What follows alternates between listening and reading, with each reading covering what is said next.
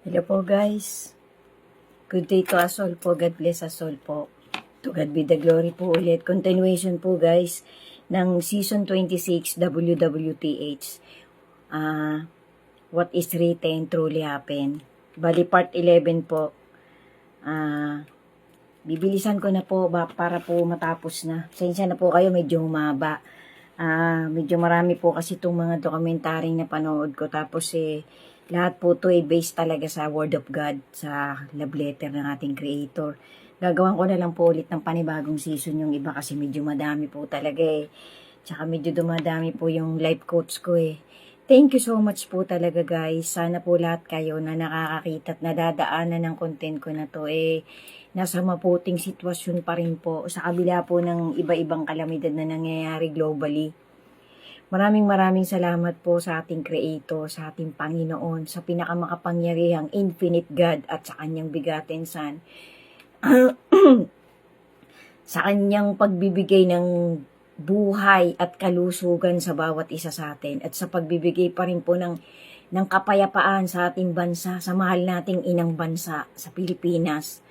To God be the glory po talaga. Araw-araw po nating papurihan at pasalamatan ng ating Creator sa pagmamahal niya, sa lingap niya sa ating bansa. Napakarami pong Kristiyano sa bansa natin. Ipagpatuloy po natin ang pag-share ng Word of God hanggang sa dumating ang dakilang araw na tayong lahat ay pipiliin ng ating Panginoon. Yan po ay isamo natin araw-araw, ipanalangin natin araw-araw.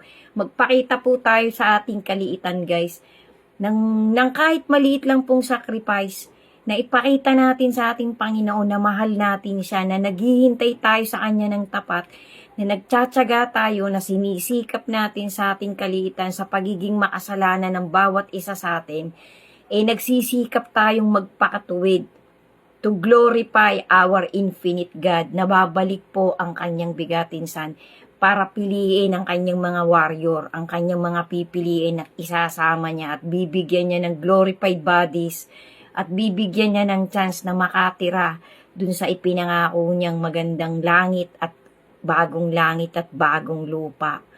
Natitirahan po ng lahat ng pipiliin niya.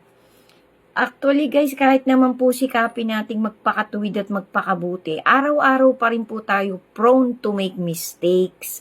Yan po ay nauunawaan ng ating Panginoon. Kasi ito pong flesh na to ay mahuna, mahubay, madaling maano ng kasalanan, lalo na po hindi matibay ang ating kapit sa Word of God, sa Kanyang salita. Kasi yung Word of God po talaga guys ay powerful.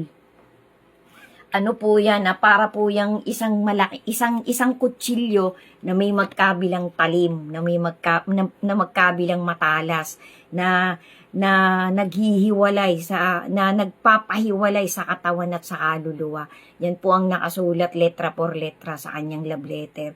So ibig sabihin po, ang Word of God po talaga ay lumilinis ng ating pagkatao. Lalo na po araw-araw tayong may communication dun sa itaas, sa ating bigatin Son at sa Kanyang God the Father, sa ating Ama, sa Ama ng ating Espiritu. Sana po guys lagi po nating tandaan guys na pagka po tayo patuloy-tuloy sa kalikuan natin, paulit-ulit po nating pinapako ang Kanyang bigatin Son, ang Panginoon dun po sa Kalbaryo, sa kahubaran niya, sa kanyang inialay na katawan at dugo upang tubusin ang buong humanity. Siglo by siglo po. Yan po isakop niya mula nung unang panahon pa hanggang itong panahong babalik na po ulit. Ang ultimate na pagbabalik ng ating Panginoong Lord Jesus. Napakarami pong lumalabas na documentary guys na years by years pa po until now tinutulig sa po mga Christianity. Pa-intense po yan ang pa-intense. Magbaybay po kayo ng mga makikita naman po natin sa internet na talagang nalalagay po sa peligro lahat ng Kristiyano. Kasama po yan sa tribulation. Magtumibay po tayo, sabi nga po ng ating Panginoon, wag tayong matakot sa pumapatay lang ng katawan na to. Matakot po tayo dun sa mismong espiritu ay kayang parusahan. Sabi nga po ng banal na salita ng ating Panginoon, nakakatakot mahulog sa kamay ng makapangyarihang Diyos na may gawa ng langit at lupa, na siyang magdadala sa atin sa eternal damnation at sa eternal happiness. Dalawa lang po talaga, wala pong gitna. Dalawa lang po talagang pupuntahan ng bawat isa sa atin. So ngayon pa lang po, ini-invite na tayo ng Panginoon. Huwag po nating hintayin, last 2 minutes na lang tayo magpapakita sa Panginoon ng pakikinig sa kanyang saway. Huwag po tayong magpatigas ng puso.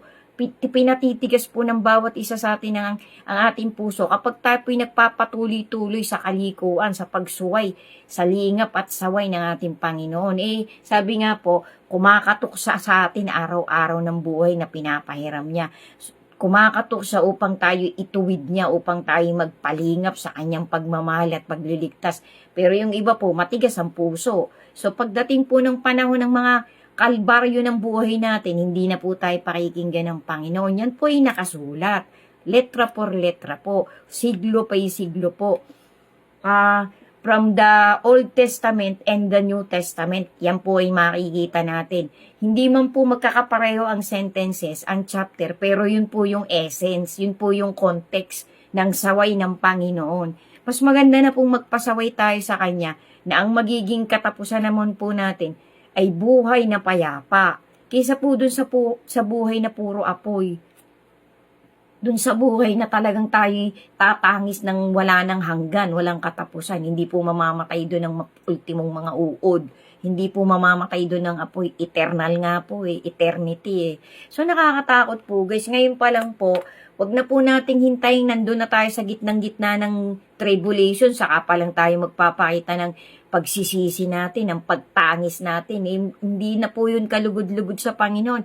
Kahit po i-research pa ninyo yan ng paatras at pabalik. Mag-back and forth po kayo ng research kahit saan nyo po tingnan. Hindi po kinalulugodan ng Panginoon yung last 2 minutes ka na lang magpapakita sa kanya ng pagbabago. Yan po ay pax na pax. Sinalita din po yan, itinawid din po yan ng mga unang propeta at ng mga bagong propeta ngayon, ng mga bagong pastor ngayon ng bagong humanity, ng last generation natin. Pax po yan guys. Ako po, sa akin pong kaliitan, kaya po ako'y nagsusumakit na magpakita ng kaunting.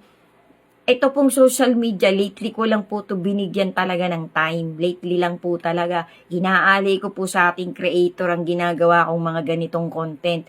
Lahat po ng maliit kong magagawang motivation na alam ko naman pong tama at mabuti, sinisikap ko pong itawid unang-una sa pamilya ko. Anyway, hindi naman po talaga natin mapipilit ang kahit sino Nobody can please everybody. Kasi lahat po tayo ay may kanya-kanyang direksyon ng gusto natin. Meron pong gusto laging nasa kaliwa. Meron naman pong gusto nasa gitna lang, sa neutral lang siya.